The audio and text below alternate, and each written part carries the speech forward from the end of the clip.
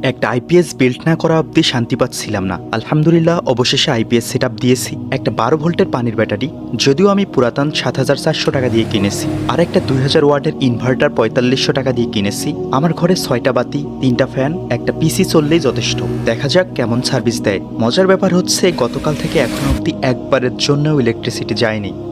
আসসালামু আলাইকুম, welcome to Mohibullah study point. আমি অনার্স ৪র্থ বর্ষের একজন স্টুডেন্ট, টুকটাক বিসিএস প্রিপারেশন নিচ্ছি। গতকাল রাতে ছোলা ভিজিয়ে রেখেছিলাম, আজ সকালে সিদ্ধ করতে দিয়েই পড়তে বসে যাই। প্রথমেই ১ ঘন্টা ফ্রি হ্যান্ড রাইটিং প্র্যাকটিস করেছি। গত ১ সপ্তাহ স্টাডি ব্লগ আপলোড করিনি, তার কয়েকটা কারণ আছে। তার মধ্যে ১ নম্বরে আছে আইপিএস কেনার ভূত মাথায় চেপে বসেছিল। আমার আবার একবার যেটা মাথায় ঢুকবে সেটা কমপ্লিট না করা অবধি আমার শান্তি নেই।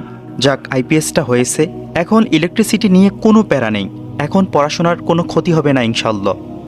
ولا تكونوا كالذين نسوا الله فأنساهم أنفسهم أولئك هم الفاسقون।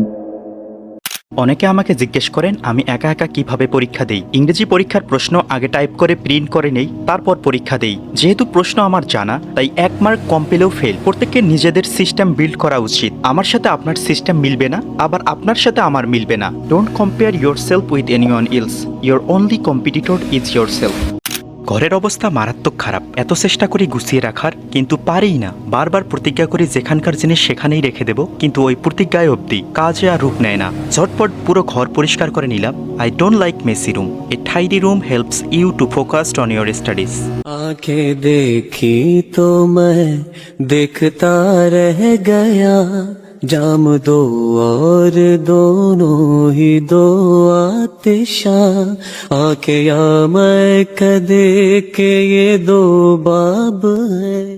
গত ১ সপ্তাহ খুবই অল্প ভিডিও রেকর্ড করেছি, তবে এখন থেকে একদিন পর পর ভিডিও বানানোর চেষ্টা করব। কার ক্ষেত্রে কি হয় তা বলতে পারবো না, তবে আমি খুবই প্রোডাক্টিভ থাকতে পারি ভিডিও বানালে। আজ এ পর্যন্ত। Please keep me in your prayer. আসসালামু আলাইকুম।